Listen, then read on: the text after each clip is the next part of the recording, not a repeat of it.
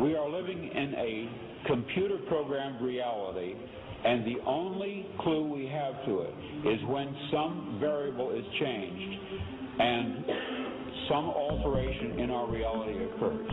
We would have the overwhelming impression that we were reliving the present, déjà vu, perhaps in precisely the same way, hearing the same words, saying the same words.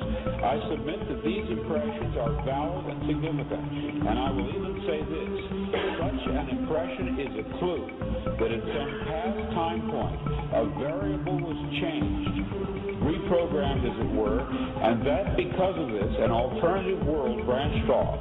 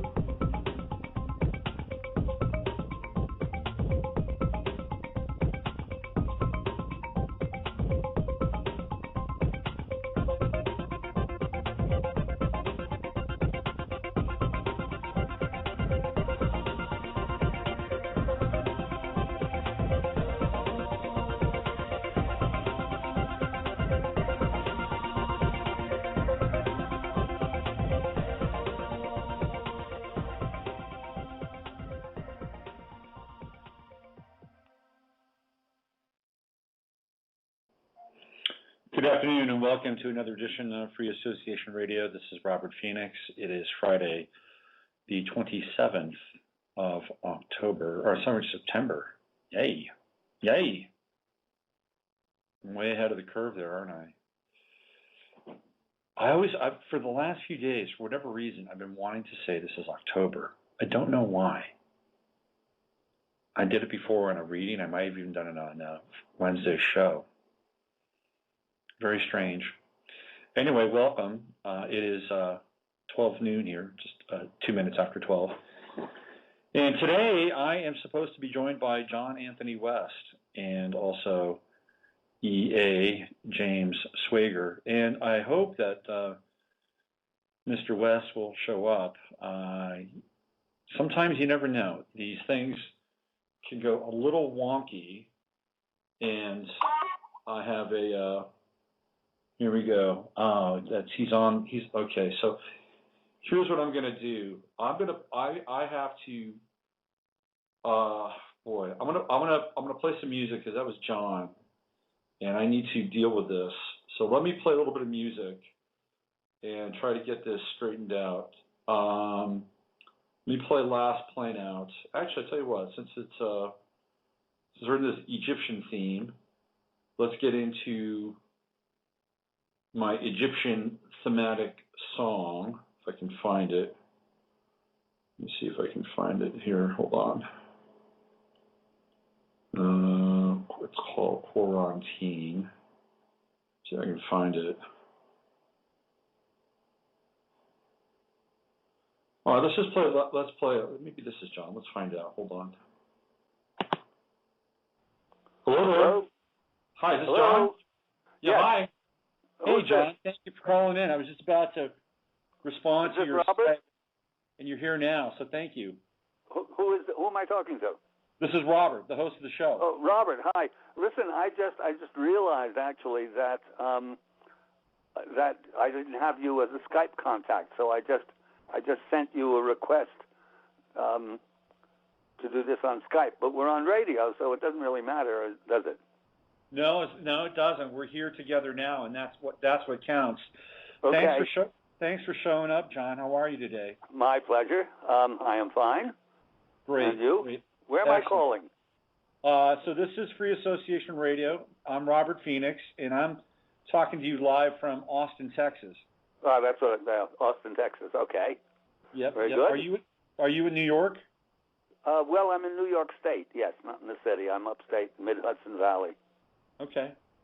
Excellent. All right. Well, so what I wanted to do is kind of, this is the first time you and I have talked, yes. and Yeah, I mean, literally, we haven't even spoken before the interview, and there, you know, I've been digging into you a little bit before the interview, trying to do some research, and one of the things that I wanted to get a sense of from you, which I really haven't found out either from your Wikipedia page or maybe some of the other sources of information that I've been tracking and digesting, is I wanted to find out about your early life, John. Just to start off, you know, what were you like as a kid, and how the heck did you get into the history, and the mystery of hidden history? Well, I can do that very quickly, or I can spend a very long time. We got time. You lay it out. Am I on now? Are we live? You are Pardon? live. We are live. Okay. Okay. Briefly, by the time I was 13 years old, basically I was the usual kind of kid who turns out to be a writer, a loner, and an oddball. But by the time I was 13, I actually realized that I'd been born into a lunatic asylum. Nowadays, lots of people know that, but back in 1945, that was unusual, so it was pretty lonely. By the time I was 19, I knew what I wanted to do, which was to be a writer, and my aim was to be the little boy who says the emperor has no clothes. What I knew to be a lunatic asylum, everybody else called progress. And I started out with absolutely no intention of getting into scholarship. I started out as a novelist, playwright, scriptwriter, essayist, and all of that sort of thing. And my chosen medium was almost invariably satire. I started getting published at age 25.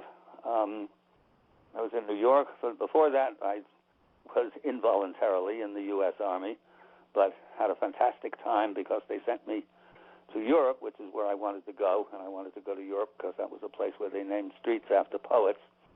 And I had a fantastic job that took up 8 minutes a day and some money saved up from summer jobs. So I bought my one and only Porsche directly from the factory for $2,400 in Stuttgart, and drove all over Germany with my German girlfriend, all over Europe with my German girlfriend. Came back to New York, and that's where I had a couple of different jobs in advertising and publishing. And then when my first short story was published, accepted, which was October 15th, 1957, I was wildly in love with a woman who, thank God, wouldn't have me, and said, the hell with this, I'm going back to Europe. And that's what I did. And I ended up on the magical island of Ibiza. This is 57, even before hippies were invented. I mean, it was an art colony, wonderful island off the coast of Spain, in the middle of the Mediterranean Sea. Mm-hmm. And there I started really serious writing. Again, satire. Had a novel published. I was in 66. But while in Ibiza, I first got interested, again, a long story, but we only have an hour, so I'll cut it short. I got first interested in astrology, and then through astrology in the work of Gurdjieff, who I trust you're familiar with, yes? Mm-hmm. Absolutely. Right, and yes, absolutely. With Gurdjieff in his school. Mm-hmm. Yep. And eventually, after I stayed in Europe, in Ibiza for 9 years, actually, I had lots of things published, and produced too, some plays produced in England, and but nothing that made any money.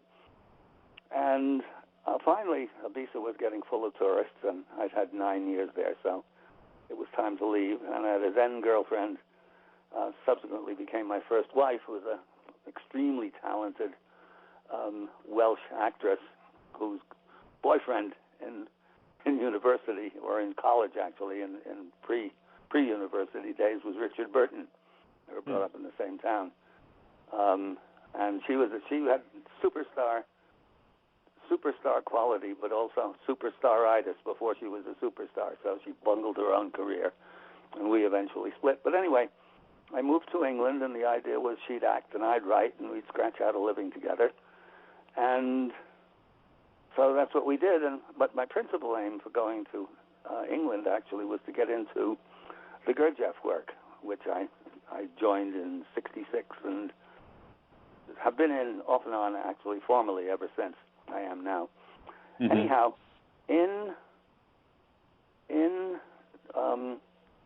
I had a novel published, and the editor was a mathematician turned publisher who was a very nice guy, very opposite me in rationalist materials, very opposite me in temperament. But we used to go out drinking, and in a pub one day, he brought up the subject of astrology, and he said, that's a bunch of codswallop. And I said, well, as a matter of fact, Andrew, it isn't. It's a subject I know quite a bit about. And if I wanted to, I could put together some documentation, some of it indirect, lots of it indirect, some of it direct, that would make a case for astrology. And he said, well, that's really interesting. Would you bring that in? And so I did. I brought in the documentation, and he said, well, I'm not 100% convinced, but that's very interesting. Would you write a book about it? And my standard answer when I get a question like that is, well, I'd write a book about anything if you pay me some money for it. It's not quite true, actually, but it's not far off. And I was, as usual, dead broke. So anyway, I got a contract and started doing the research for it. And in doing the research,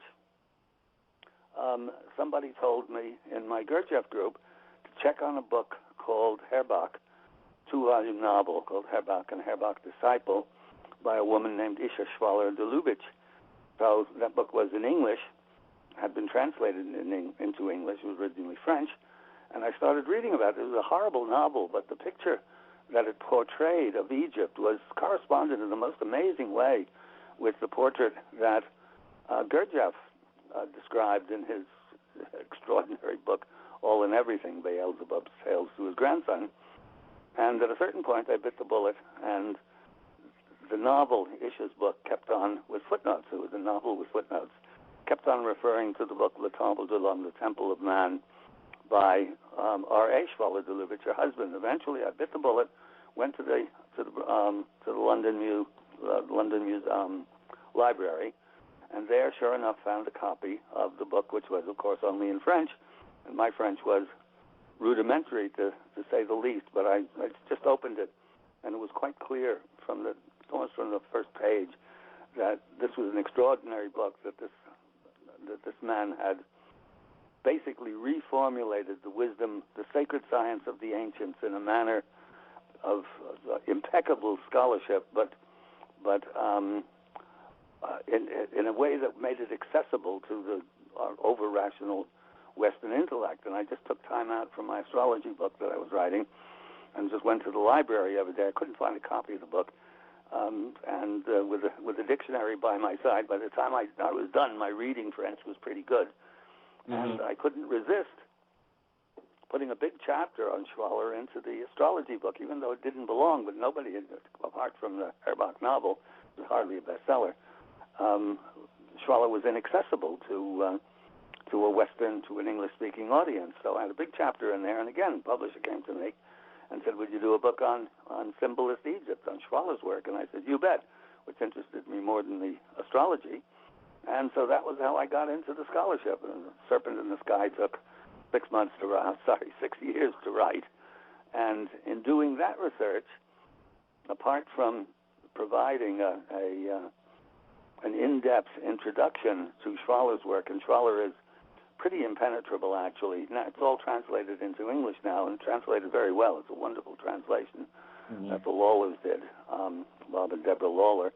But even in any language, he's not an easy read, and I'm a writer by trade, so I do have the ability, let's say, to, once I understand it myself, to put it in a language that is accessible.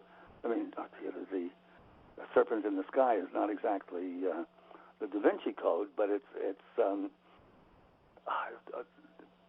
accessible to an interested audience.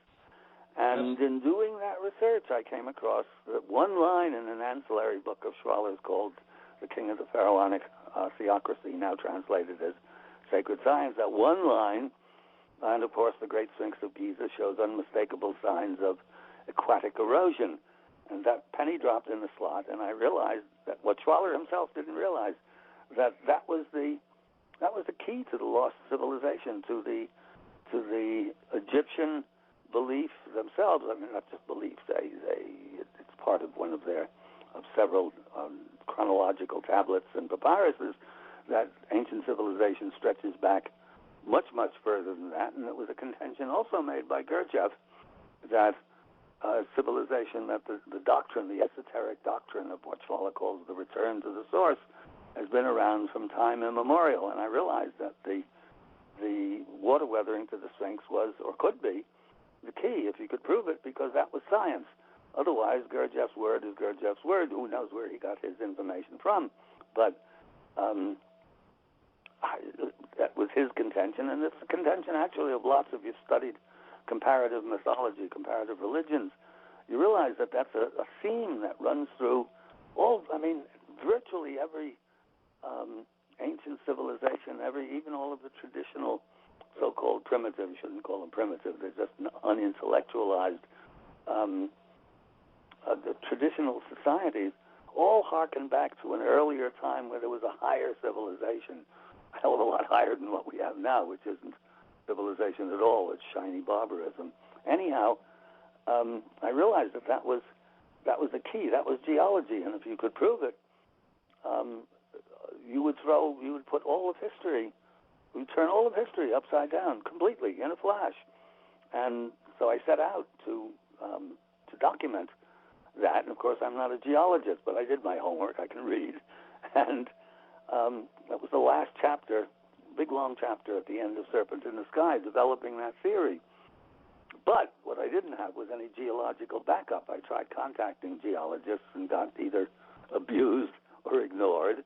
And it took another 10 years before I finally found Robert Schoch, my very good friend and now my colleague and very good friend, who at a certain point stuck his tenured neck on the line to come to Egypt with us, and eventually became absolutely convinced, 100% convinced that it was water weathering, that it was much, much older than it was supposed to be. It's supposed to have been built by the pharaoh Khafra around 2500 BC.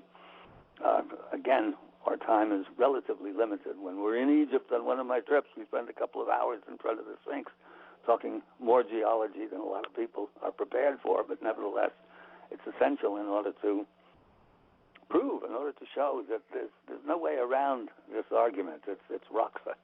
Geology is rock solid, but it really is. And all attempts by the quackademic community to downplay or dismiss the Sphinx theory are actually easily refutable and have been refuted. We still don't have an actual date on the Sphinx. Schoch has come a long way from his early, very tentative and very cautious point of view, and now agrees with me that the Sphinx is certainly dates from around at least 10,000 BC, but very likely, again, all of these things that I'm saying, I can back up but the scholarship is complicated, and we don't have that much time. So everything that I'm saying is not pie in the sky or airy-fairy. It's backed by solid science and by solid scholarship. And so the Sphinx is a hell of a lot older, almost certainly, than 10,000 BC. And this, of course, what this implies, sometimes people say, well, who cares how old the Sphinx is? Well, actually, if it's simply chronology, that doesn't make that much difference. I agree. What's the difference if it's 10,000 years old or 20,000 years old or 100,000 years old? Where it becomes significant are the implications, because not only is the Sphinx arguably the most spectacular sculpture on Earth, the temples that surround it, in front of it and to the side of it, are built of blocks of stone that weigh upwards of 100 tons, slotted into place like pieces in a gigantic jigsaw puzzle. We couldn't today, with the technology at our command, build those temples. This is all eventually, as you know, the Sphinx theory created this huge fuss when we presented our case at the GSA, that's the Geological Society of America's annual meeting in San Diego in '91, and then that led through a series of strange coincidences, if you believe in coincidences, but maybe non-coincidences, to our NBC special hosted by Charlton Heston. All of this is a big, long story, by the way, which I will one of these days, soon maybe, incorporate into a big book just devoted to the Sphinx theory. Anyhow, eventually that Mystery of the Sphinx went out, hosted by Charlton Heston. It was one of the most successful documentaries ever done. Came out in Sweeps Week, NBC. I think estimated 30 million people tuned into it on that first showing, and I estimate probably a couple of 100 million over the course of its television life in the ensuing years. Didn't make any money because we had such a mean-spirited contract, because whoever heard of us when we started out? And then my criminal partner, now deceased, stole $150,000 from the till, so we never actually even made any money out of it. But it did put the theory on the map, and me on the map too, as a matter of fact, in terms of public exposure. And it's been going on ever since. Us collecting more and more evidence, and it won't be long now, because what we've lacked up to now is the smoking gun, the one definitive piece of evidence that negates the notion that, well, it's all hunter-gatherers back then, the kind of period that we're talking about. So how could this magnificent Sphinx and these incredible temples have been built? And we couldn't answer that question. All we could say was the geology is the geology. And you guys, this is a geological argument, actually. This is part of the story when Schock was attacked by an Egyptologist within his own college at Boston University, and really a personal character assassination. It was a really nasty attack, and I was in hot water because when we were doing the presentation back in San Diego in '91, the Boston Globe, a science editor of the Boston Globe, interviewed us. He wasn't at the gig, which was out in San Diego, but by telephone. And Schock was, of course, his usual polite and civil scientific self. But when I got on the phone, I said, "Hey, look, this is."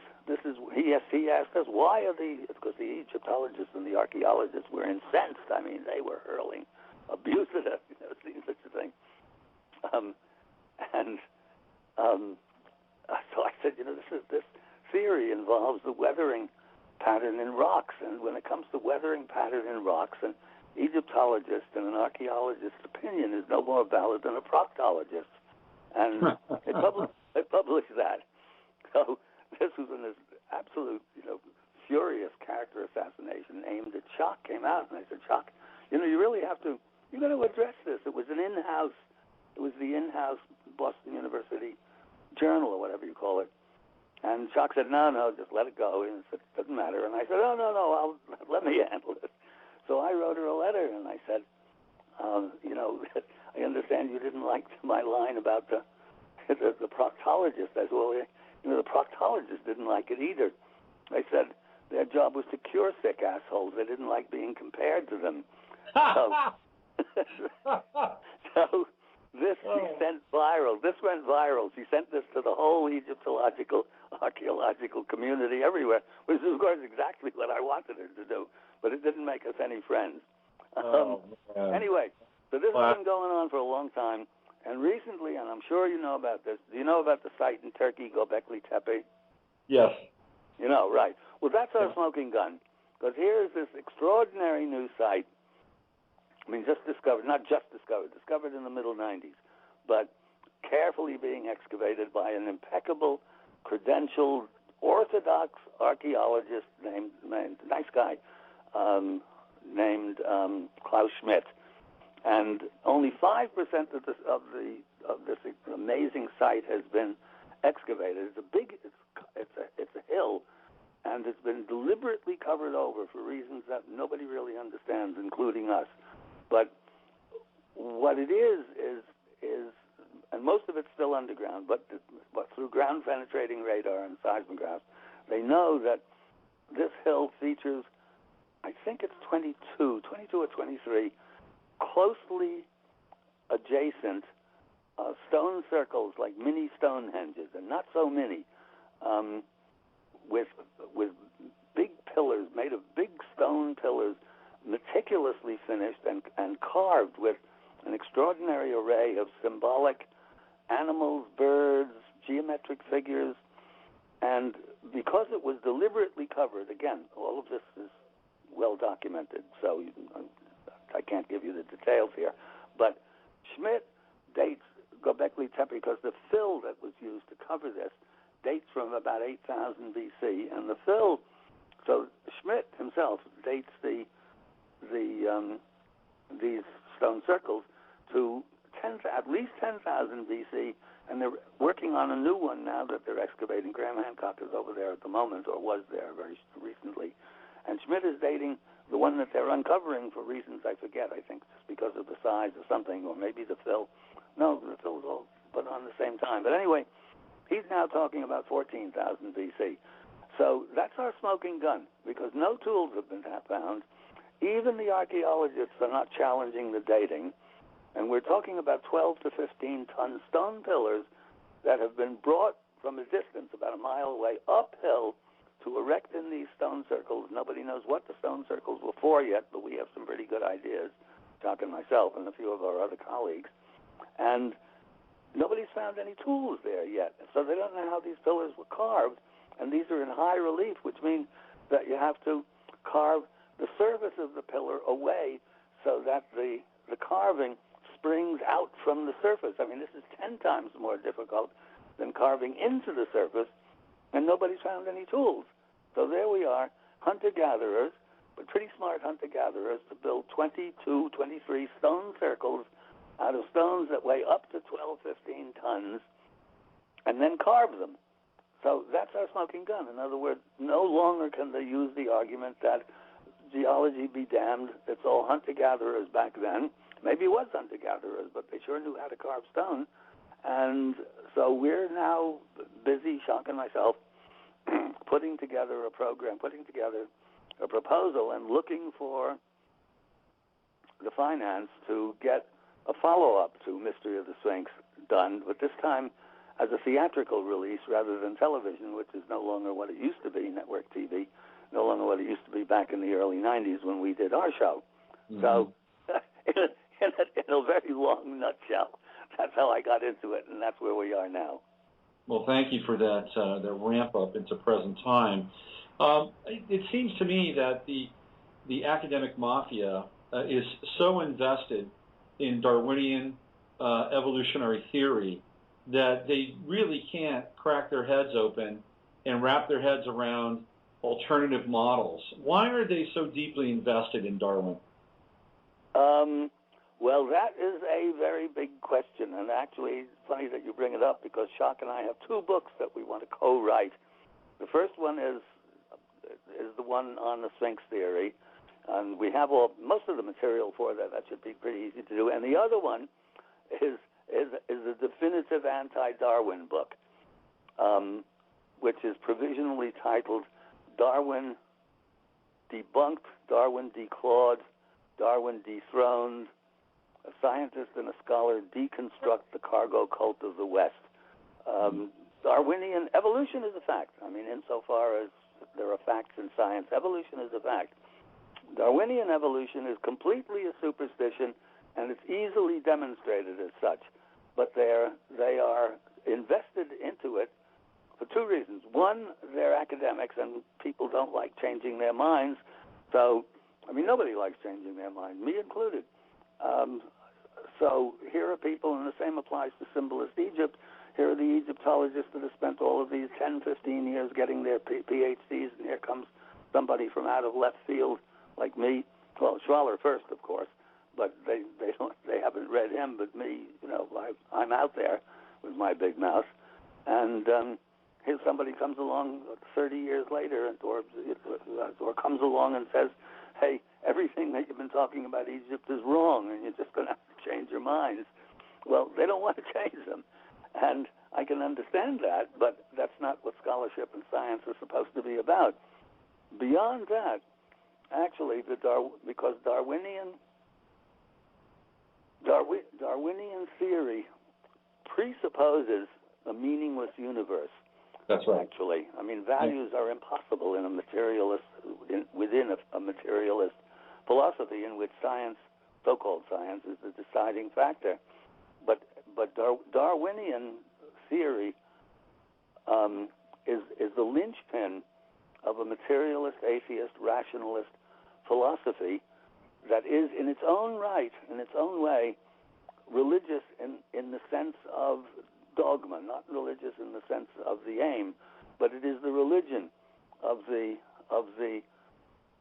emotionally defective, the spiritually dyslexic, and the philosophically depraved, who will defend that, the notion that there is some meaning to our human lives and to, in fact, human life in general, and they will defend it to the death because they lead empty lives. For these people to actually change their minds requires them going through what I call an NLE, which is a near-life experience.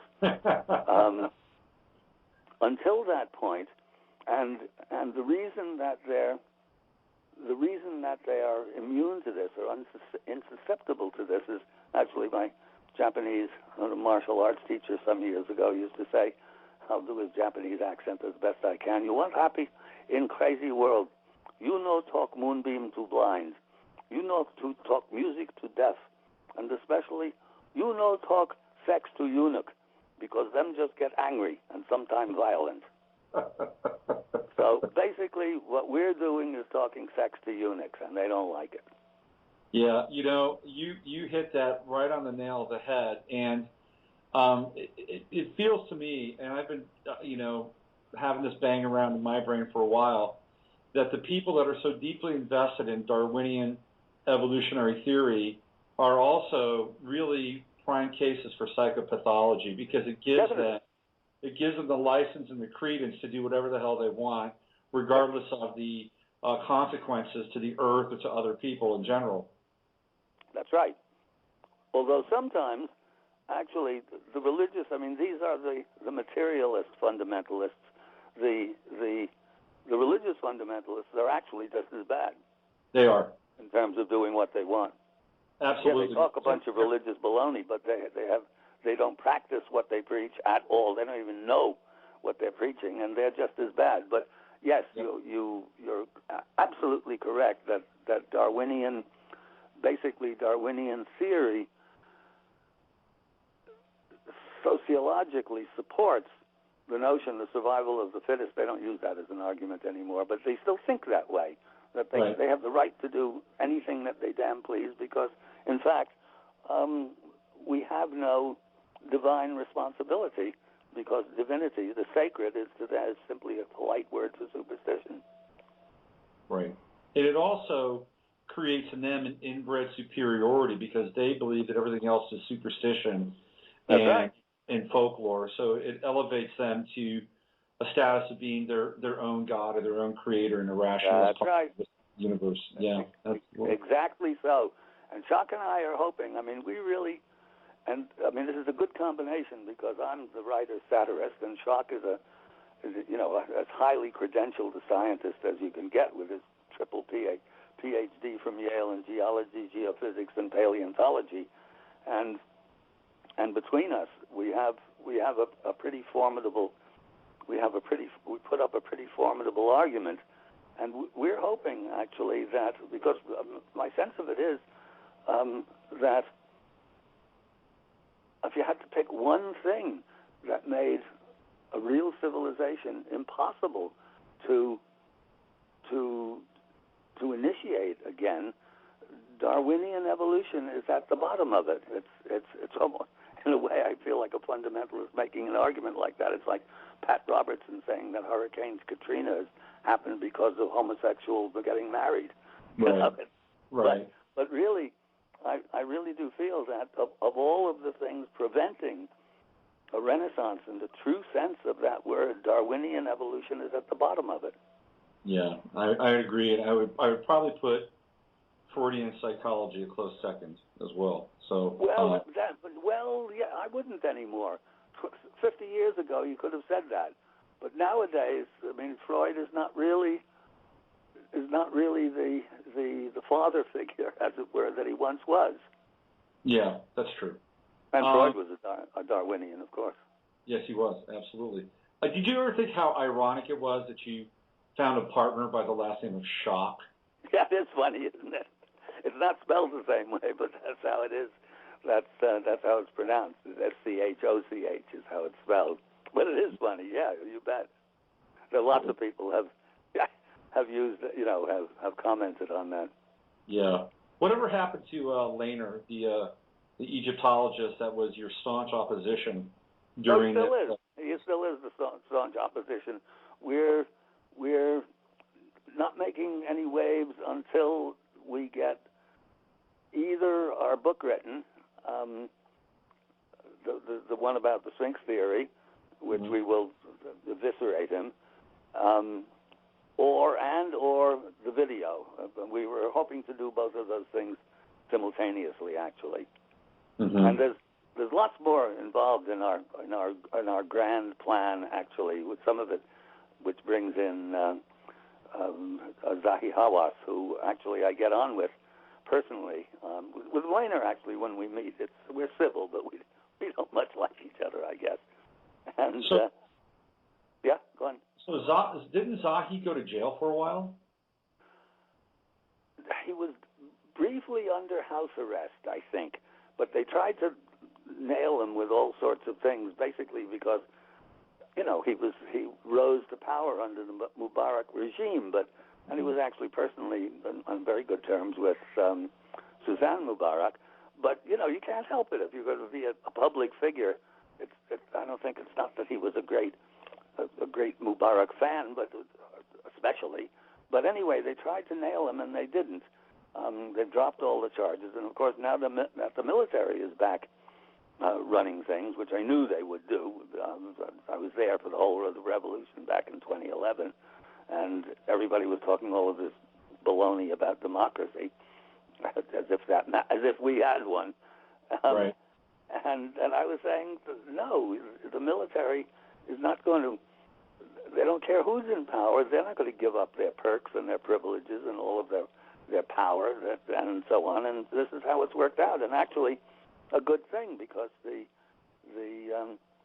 Brotherhood, which I call the Muslim Imbecile Brotherhood, was busy sort of trying to turn in. That's great stuff. What? I said you are a satirist. The Muslim. Oh, yeah. Yeah, that's great stuff, man. Yeah. Yes. Yeah. Well, that's what I'm in the process of bringing back republishing a lot of the things I wrote earlier, which all got published, but they're out of print now. But a whole bunch of different little books of stories and parables, and the novel that I wrote in the 60s, and all sorts of stuff will soon be available again, I hope. And anyway, so the Brotherhood was busy trying to turn Egypt into something like a Taliban light, and the people, of course, this is not Afghanistan, and the people were absolutely in the streets. At one point, there were 30 million people in the streets before the military marched in and took over. And can you imagine what America would be like if a third of the population suddenly took to the streets and said, we don't want the NSA and we don't want the NDAA anymore, and we don't want to be surveilled, and we don't want to be groped in the airport, and we want you sons of bitches out of there. There really would be some change. It would be a great day.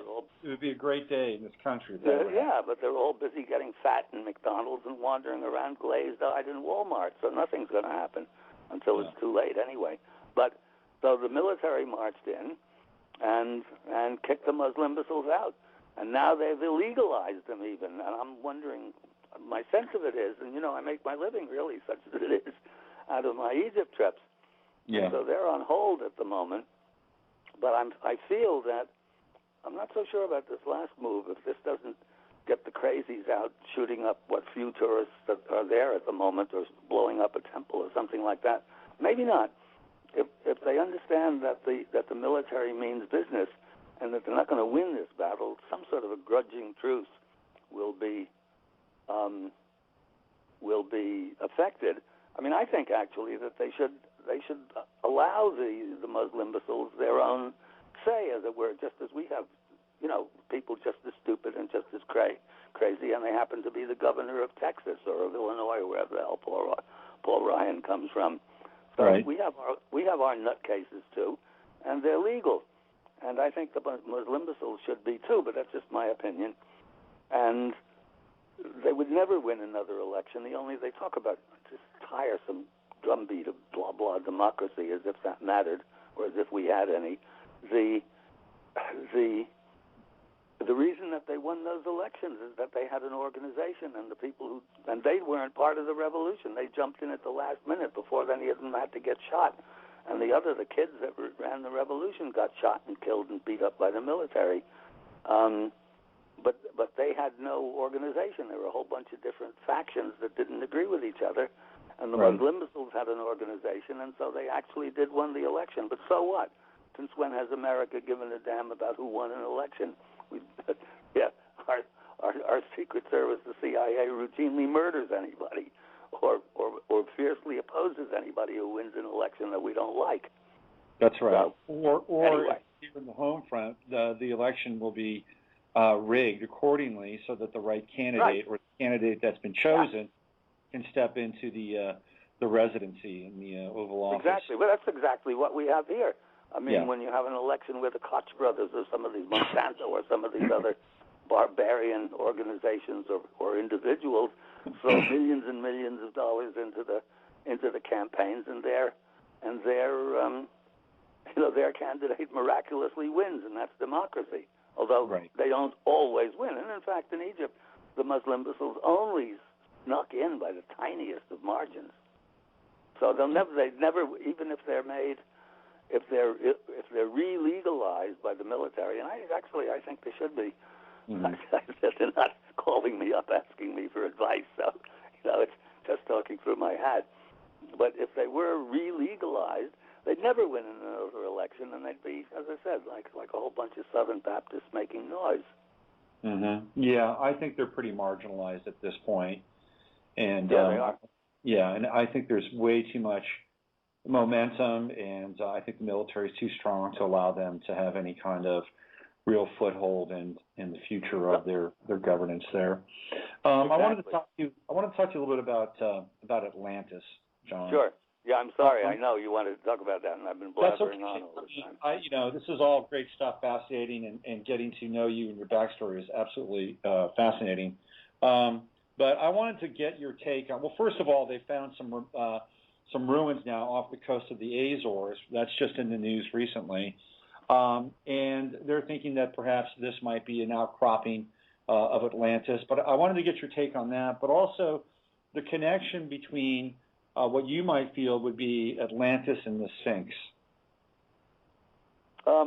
Actually, it's easy enough, and because everybody, there's a whole Atlantology out there. And in fact, somebody you might want to contact, a good friend of mine, who's written you might call it the Complete Atlantis. Do you know who Jocelyn Godwin is? I've heard the name. A musicologist and terrific writer, teaches professor at Colgate. He's written a book called Atlantis and the Cycles of Time. And this is the one, it isn't even that long, this is the one really good Atlantis book. You read this book, you don't have to read anything else about it. And basically, he's in agreement with Schock and myself, which is that, and we'll bring in somebody here that you almost certainly have never heard of, and it's partly my fault that you haven't, that the story, the lost civilization, the Sphinx itself, the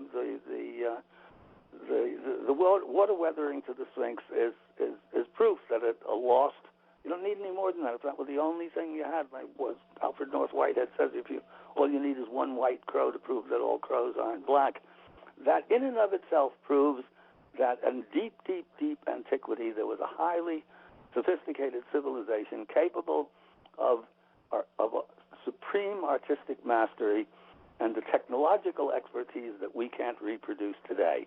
Well, that's already enough to throw the whole thing upside down. But was there an Atlantis in the middle of the Atlantic Ocean or anywhere else? If you follow this stuff, there are a dozen different accounts of Atlantis. It's at the North Pole, it's in Antarctica, it's in the middle of the Atlantic Ocean, it's in Spain, believe it or not, it's in the Altiplano of Bolivia and Peru.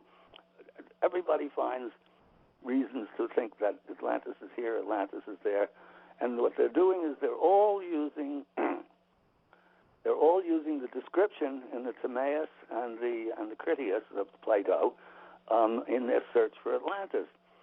But if you read that, and I'm sure you're familiar with it, right? Mm-hmm. Yep. It's the circles and the moats and the walls and so on.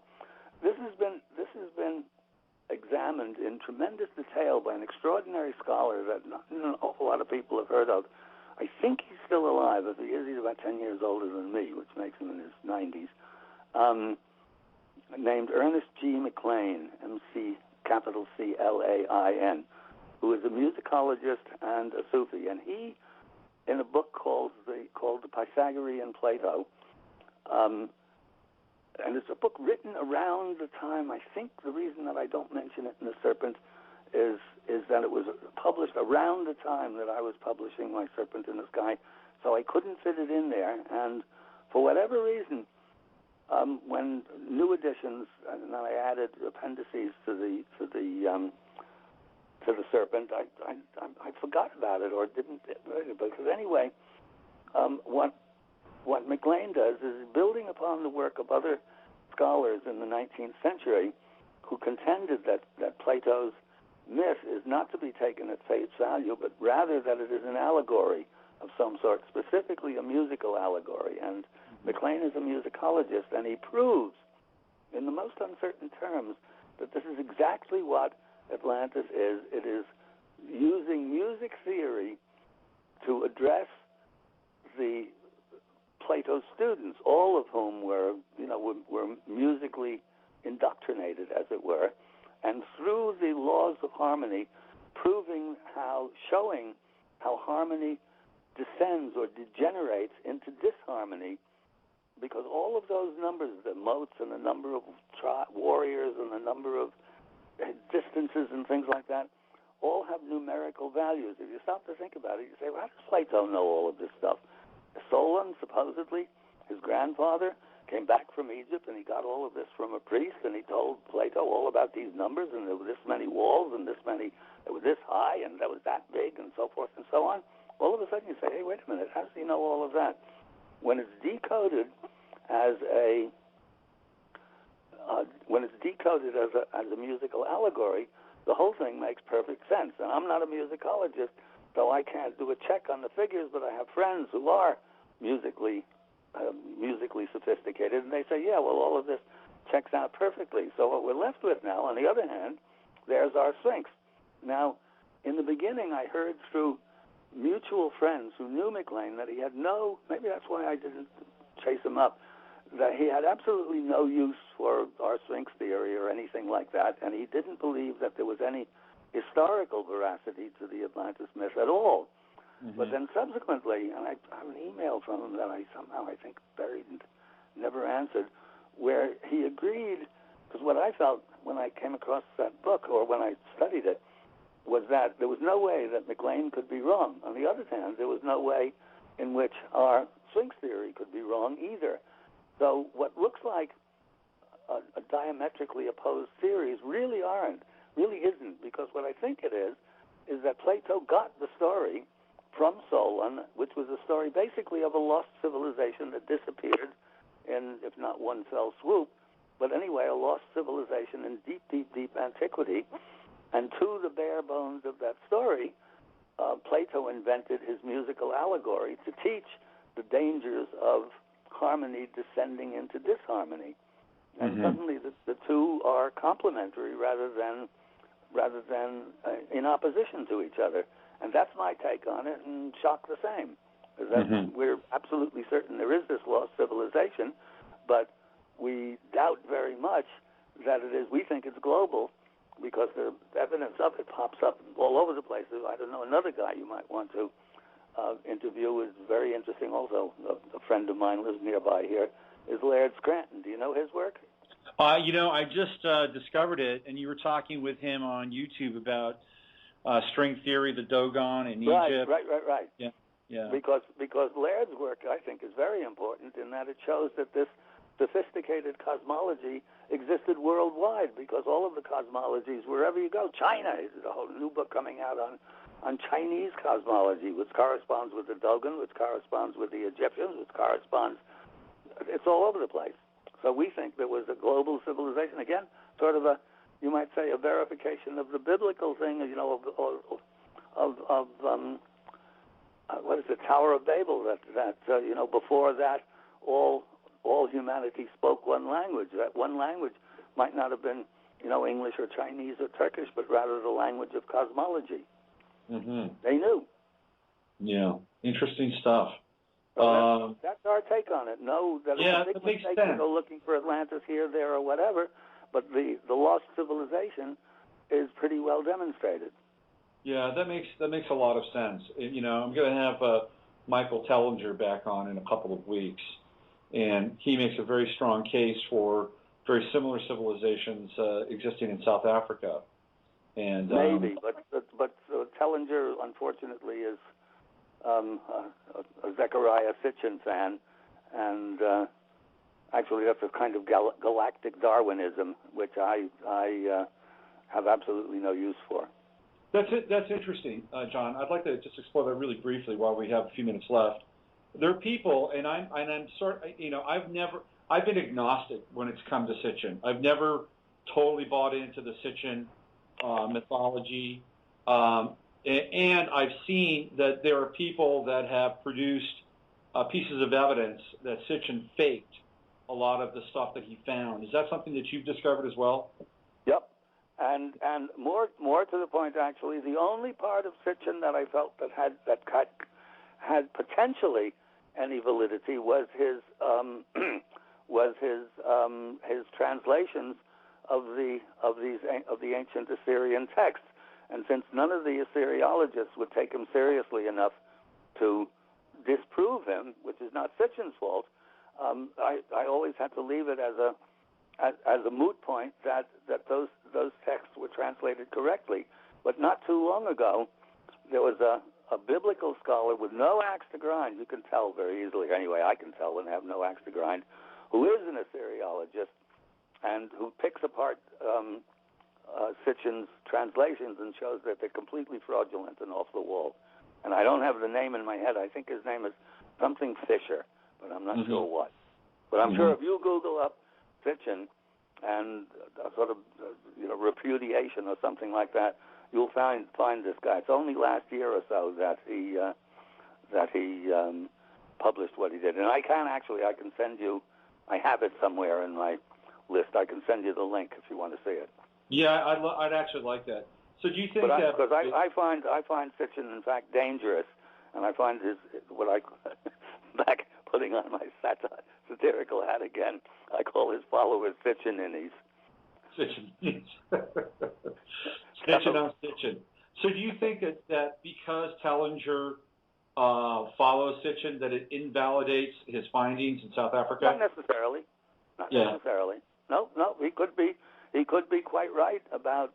But actually, I know the one thing that he does of this kind of spirally thing of stones that he has some sort of an interpretation to, and somebody else, and I forget who it was, interpreted rather, which I thought much more accurately. Maybe it's very old, but it's a manner of a sort of a corral in which to trap wild animals. Interesting. Makes perfect sense. So you drive them in there and they can't get out, and then you have food for the year. Anyway, but the Sitchin stuff I have absolutely no use for, none.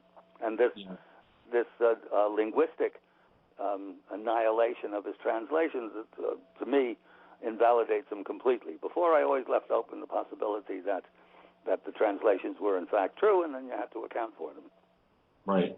And so how are we doing? We got a couple of minutes more. We got a few minutes left here. John, you're into your ninth decade on this planet. You're 80. Yep. 81, is that right? 81, yeah. 81. Now, I had a brief look at your birth date. You're a Capricorn. You're born January. No, Cancer. You're July 9th. Your Wikipedia is wrong. Well, I didn't write it. I don't know who wrote it. So when is your birthday? July 9th, 32. July 9th, 32. Somebody else told me that the other. I don't know who wrote the thing in Wikipedia. Yeah, somebody's got you pegged as a Capricorn. So. Oh yeah, but I don't know. I have never even read that. I'll have to look myself up. Okay, so anyway, I just wanted to clarify that. And you're buddies with Gerald Salente too, right? Yes, I was working with him, colleague. I was working with him actually for the last 4 or 5 years, but we've now gone separate ways. I was co-writing the Trends Journal with him, and this is, we don't agree on everything, but the Trends Journal he's taken the journal in a different direction, and it was taking up much more of my time than I wanted to devote to that. But I'm very proud of the journal that we produced over those years. Mm-hmm. Okay. Now, if people want to find out, let's say somebody's listening to the show and they loved the Mystery of the Sphinx, which, by the way, you can find on Netflix. It's available on Netflix. Right. Yep. And Netflix digital as well. John, yep. Let's say I want to get behind John and Robert Schoch to do the next volume of this. Where would they go to find out more about you, your work, and some opportunities that could be available for people that want to jump on board with you? Well, my website, really, and then just get in touch with me and email me and tell me. I mean, the trips, I had one scheduled. I don't even have it up on the website because I was waiting to see what was happening with all the military and stuff going on in Egypt. But I'm sure the one scheduled for November isn't going to work. But there will be another one, assuming that the military will calm things down. And I mean, I'd go right now. They're not after us. This is the main thing. They're busy shooting up each other, but the tourists are fine, the few tourists who are there these days. So I wouldn't even hesitate to go right now. But the next open trip will be in March. In March. But anybody can email me. I'm easy enough to find. Or if it's serious, call me, but I prefer email. So jaws.net is your website, right? Yes. JAWS. Okay. And people can find you there. Sure. John, you're a national treasure. And thank you, Robert. And well, I'd say an antiquity. Hell. Hey, let's get you back on the show again sometime if you're into it. Sure. Okay? But meanwhile, look up Jocelyn, who's a Brit and extremely well spoken and literate, and he would make a very good somebody for your show. And also Laird Scranton, who again really knows his stuff. And these are people with important, who are making important contributions. Yep, I've duly noted, and I'll get Dee, my producer, to get in there and see if we can make some connections and set up some times to be on the show. So yeah, we'll definitely do that. Well, thanks again, John. Yeah, and again, just a parting word. Anybody who's interested, the trips. I didn't even mention this actually, but after 2 weeks on seeing Egypt through symbolist eyes, you understand something that you cannot understand at all without being there. You cannot understand what it feels like to be in a real civilization where people understood what they were here on this planet for, and had the means of realizing that aim. It really is an eye opener. Well, maybe I'll come out. It's not cheap, but but it's also, for what it is, it's not expensive either. Right, and it's it could be a once in a lifetime experience where you get to hang out with you and get real hands-on, that's right, powerful, direct explanations and experiential moments. Oh yeah, it's really. I mean, my folder. I have a folder of people saying exactly that this really is a life-changing experience. And in fact, people usually come thinking it's once in a lifetime, but they come back for 3 and 4 and 5 trips even, because it's self-replenishing. It's an amazing experience. I think it's one of the reasons why at 81 I'm as fit as I am, despite the vodka. Well, I was told that if you're going to drink anything, drink vodka, so you probably made a good choice. Oh, yeah, well, definitely, yes, and a reasonably good vodka, too. Good, excellent. Well, John, maybe I'll see you out there one of these days in Egypt. Thank you, Robert. I hope you do, and you know how to get hold of me. Okay, you take care now. You too. Take care. Bye-bye. Thank you. Bye-bye. That was the amazing John Anthony West. How about that? If I had the ability to have an applause meter or applause sound effect, That would be it. That was 60 minutes of enlightened, funny, insightful, satirical, slightly sarcastic, brilliant radio. And John Anthony West, is 81 years old, and he has absolutely no sign of slowing down. This is an inspiration on so many levels I can't even begin to tell you. So you're listening to the Friday FARcast. I'm Robert Phoenix, and I'm supposed to be joined by my second guest. I didn't get a big confirmation, and hopefully they will somehow pop into the ethers here, and we'll be able to bring them on. But until then, why don't I do this? Why don't I play a little bit of music, and then I'll come back and I'll take the temperature of the room and see if James Swager has decided to beam in. And if not, well, then we'll just proceed accordingly. This is Last Playing Out, Toy Matinee.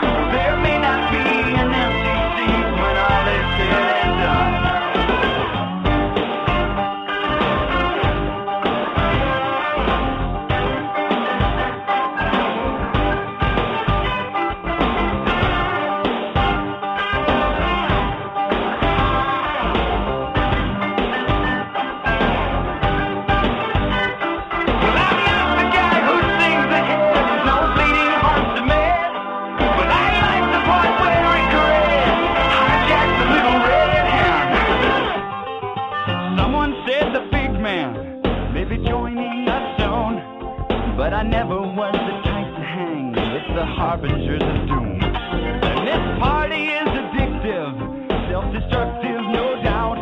So I hope that someone saves a seat for me on the last plane out.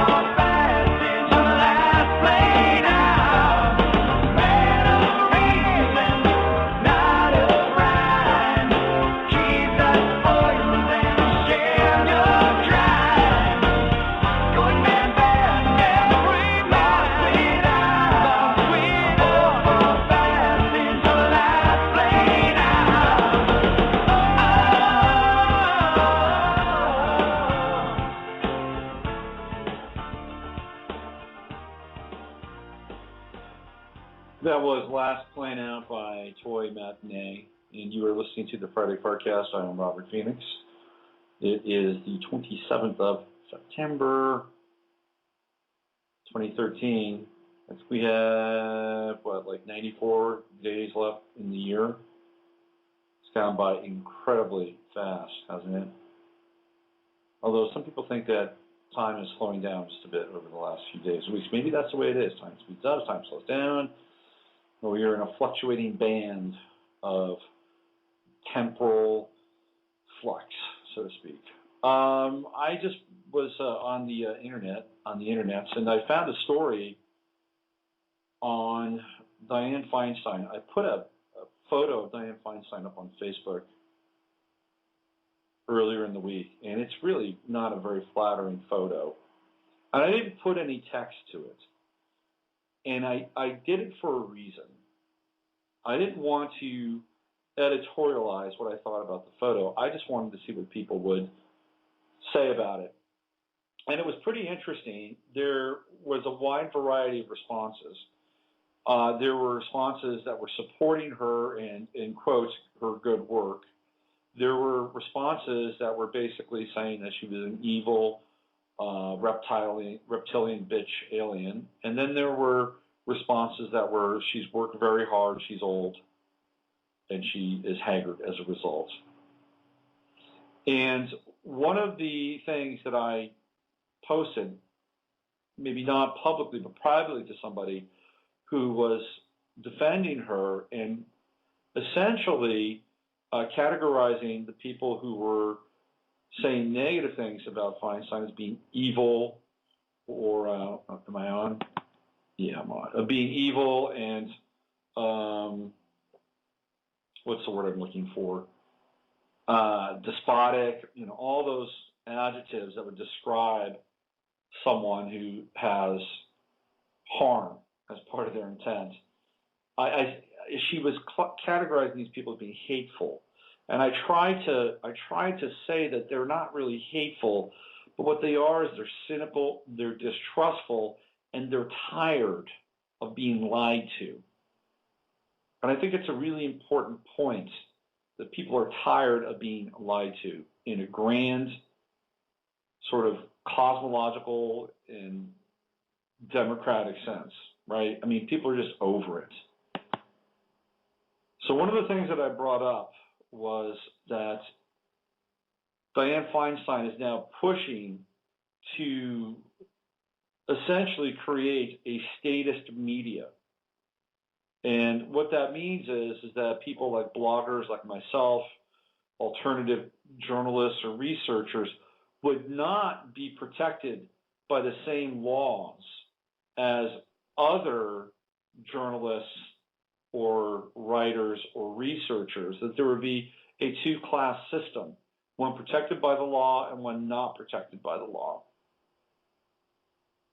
And then the ones that would not be protected would be the group that would have an independent voice. And I tried to point this out, and this was said to be not correct. But let me read this. This is from a website called govt, govslaves.info. And this is actually from yesterday. The ugly face of tyranny. Feinstein comes for your right to speak freely online. Senator Dianne Feinstein has taken up the fight for truth. The author here is Max Slavo. The fight for truth and liberty, just as she has done for health care and the widespread disarmament of American citizens. This month, Congress has been debating a new media shield law, which, according to its authors, aims to protect journalists and bloggers from being forced to testify about their work should their sources or information come into question. But Dianne Feinstein has refused to support the bill, noting that the law would essentially grant this shield privilege to anyone who chooses to share their opinion on the internet, including those pajama-sporting bloggers and news aggregators working out of their basements. Because freedom of speech, as interpreted by Feinstein, is nothing more than a privilege granted to us by her and her ilk in Congress, she has taken steps to ensure that not only those journalists sanctioned by the government will be protected by the new law. That's exactly what I was talking about. It says here, as noted by Dave Hodges at the Common Sense Show, this very report, for example, is being published by an unlicensed, here we go. This is an important piece of information. It says here, the final hurdle for the Judiciary Committee was defining who is a journalist in the digital era. Senator Dianne Feinstein insisted on limiting the legal protection to, quote unquote, real reporters, and not, she said, a 17-year-old with his own website. Quote, I can't support it if everyone who has a blog has a special privilege, or if Edward Snowden were to sit down and write this stuff, he would have a privilege. I'm not going to go there, she said. Feinstein introduced an amendment that defines a covered journalist as someone who gathers and reports news for an entity or service that disseminates news and information, so i.e. state-sponsored journalism. The definition includes freelancers, part-timers, and student journalists, and it permits a judge to go further and extend the protection to any legitimate news-gathering activities. As noted by Dave Hodges at the Common Sense Show, this very report, for example, is being published by an unlicensed and unofficial news-related website, and therefore would not meet the stringent guidelines set forth by Feinstein's new amendment. In the definition introduced in Feinstein's amendment, somebody writing for a small-town paper with a circulation of 30 would receive First Amendment protection, but quality news people such as Steve Quayle, John Stadmiller, Jeff Rentz, Doug Hagman, Stan Deo, Michael Edwards, Michael Edwards, that's our buddy, Alex Jones, George Norrie, and Matt Drudge would not be considered journalists, and therefore the First Amendment would not apply to this group of aforementioned newsmen. How come they didn't include my name? Question mark. With the passage of this amendment, our sources would not be privileged, and many of our sources would dry up. But Wolf Blitzer and Anderson Cooper can take bribes from the CIA to not cover certain stories, yet Feinstein thinks they deserve protection as authentic journalists. And for those who don't have a blog or a website where they share news, video, information, and criticism of the government, consider that the Feinstein amendment doesn't refer to just websites. It covers all internet venues. It's not about how the information gets out there. It's about the individual organization disseminating it.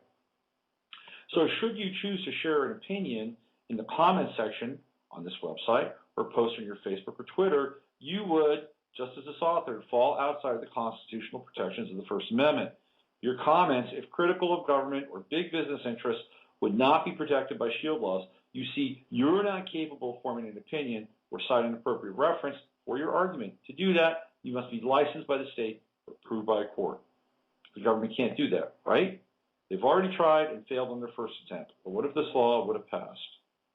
John McCain previously introduced a bill that would fine bloggers up to $300,000 for offensive statements, photos, and videos posted by visitors or comment boards.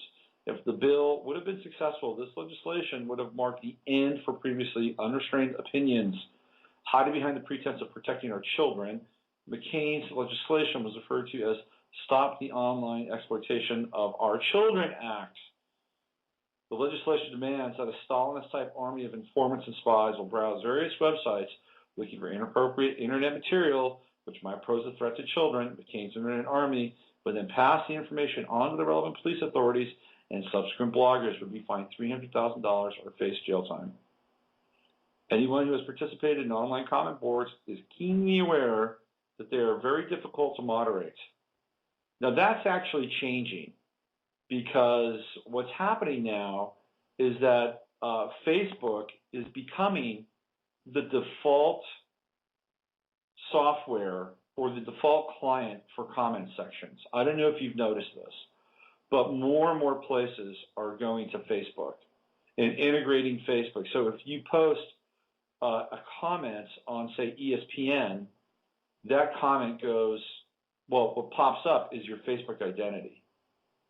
So there's this ubiquitous thread of following where you are on the internet through Facebook. Now, there are other services. Disqus, DISQUS, also provides a service, and who knows where they're funneling their information. I don't know. But at the very least, it's an alternative to Facebook. You can have an identity different than your own. One of the things about the internet was there was a trade-off with the internet. And the trade-off was anonymity versus privacy. And this is what we now are searching for, because the privacy is gone. There's no more privacy on the internet. If you think there is, then you're living in the 19th century, or even the middle of the 20th century. Because even at the end of the 20th century, there was no privacy on the internet. So there's no more privacy. So now what's the best we can hope for? The best we can hope for is anonymity, and that is a pale substitute for privacy. But this is what now we're bargaining for. This is what we're trying to negotiate, because we've lost privacy. And when Facebook comes in, what it does is it eradicates our anonymity. Because how many of you have Facebook accounts under your real name? Most of you. And even if you have an alias that you're using Facebook with, it's still you. And it's trackable and it's traceable all through the internet, all through the twisty, windy, curvy, labyrinthian, serpentine networks of cable and fiber optics. It comes back to you. So anonymity is really, at this point, kind of the last straw or the last hope that we have. And with what Feinstein is putting together, putting the nails on in this bill, is not just the end of anonymity, but it's the end of being protected by the First Amendment of any kind of free speech. And the only societies that do this, the only governments that do this, are the ones that have the most to fear, because the truth is out there, it is percolating, and people are waking up. Trust me, it's taking place. Now, there's still some zombification happening, but I'm telling you, we have reached a point of saturation. And whenever some, bogus false flag comes up, or some bogus war, gets pushed in front of us, and we have to now, buy in, we're not buying in anymore. We're buying out. We're checking out. This is the clarion call for people at this point in time in our evolution to say no. It's happening. And yeah, you'll find robots and zombies all the time. Like yesterday, I was listening to Sports Talk Radio. If you ever want to listen to the most conservative bullshit on the planet, just listen to Sports Talk Radio. It's all status quo. It's all company line. Most of the sports in this country is owned by Disney through ESPN, and the ones that aren't are owned by Fox or CBS. The major conglomerates own almost all the Sports Talk Radio, so none of the hosts can say anything controversial. They're all tied to their paychecks. They're all pushing pretty much an agenda, whatever the agenda is on that given day, whether it's exposing something within the NFL that's in the NFL's favor, or baseball, or whatever that thing is. That's what they do. They follow the storylines that are set forth for them, because their partners are the major leagues. Fox, CBS, ESPN, all the major leagues play in their networks. They pay them to play on their networks. They have this interstitial relationship with all the major sports leagues, so they can't be critical. They can't. They eliminate themselves from it. So if you ever want to listen to the most conservative bullshit in America. Listen to sports talk radio. And I was listening to these two guys here in Texas, and they were talking about Zero Dark 30. And what a great film it was. And, man, if you just want to show a film about 9/11 to your grandkids 30 years from now to give them the full story, you just watch Zero Dark 30. Have them watch that. It takes them all the way from the beginning, from the fall of the Twin Towers to the end where they get Osama bin Laden. And these guys were talking about it like it was the Old Testament. And it's built on a mountain of lies. Now, if I were to call into that show and challenge those guys, what do you think would happen to me? Number one, I'd get cut off. Or they may give me a few minutes, maybe 30 to 45 seconds, so I can state my case, then cut me off, and then shred me so I wouldn't be able to rebut. But that is the mentality of sports talk radio. It's incredibly conservative, and it actually is representative of a pretty wide swath and wideband of people. However, it is not the common experience now. I think more of the common experience is the uncommon experience of people waking up, and I'll stand by that. It's happening. It is happening, and the people that aren't waking up, well, God bless them. Maybe they can get there at some point, and hopefully it's not too late. Okay, so it doesn't look like my second guest is going to be here. He's actually in Europe, and we're probably having a difficult time making the transatlantic connection, even though the wonders of the internet can step in and actually make that magical act happen, but it's not happening today. So what I'm going to do is I'm going to sign off and give everybody the rest of the day off. Go play. Go be with your kids. Go have an early cocktail. Go to the gym and exercise with this extra half an hour of your life.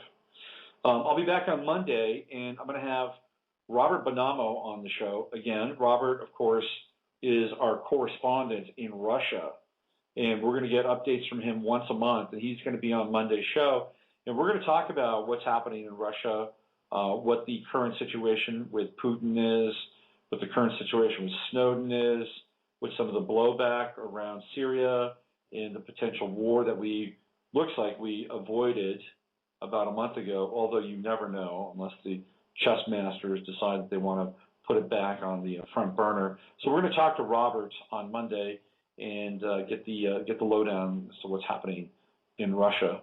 And I think next week I'm going to be doing an Austin show, and I'm going to have two people that are connected to Austin in some way.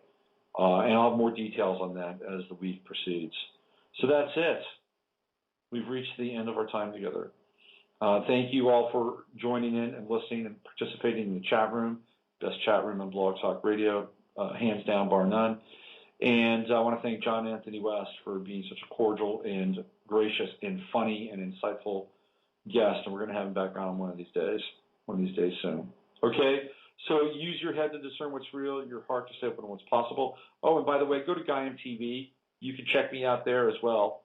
GaiamTV.com. I have 2 episodes up on Gaiam. It is Pluto and Leo and the Boomer generation, and also Pluto and Scorpio, the shadow of the millennials. You can get I think it's about a week free at Gaiam, if I'm not mistaken, but GaiamTV.com, and you can see my 2 episodes up there, and I'll have more content coming to Gaiam shortly. So use your head to discern what's real, your heart to open what's possible. This is Robert Phoenix. Everybody have a great weekend. I'll see you on Monday. We are living in a computer-programmed reality, and the only clue we have to it is when some variable is changed and some alteration in our reality occurs. We would have the overwhelming impression that we were reliving the present, déjà vu, perhaps in precisely the same way, hearing the same words, saying the same words. I submit that these impressions are valid and significant, and I will even say this: such an impression is a clue that at some past time point a variable was changed, reprogrammed as it were, and that because of this an alternative world branched off.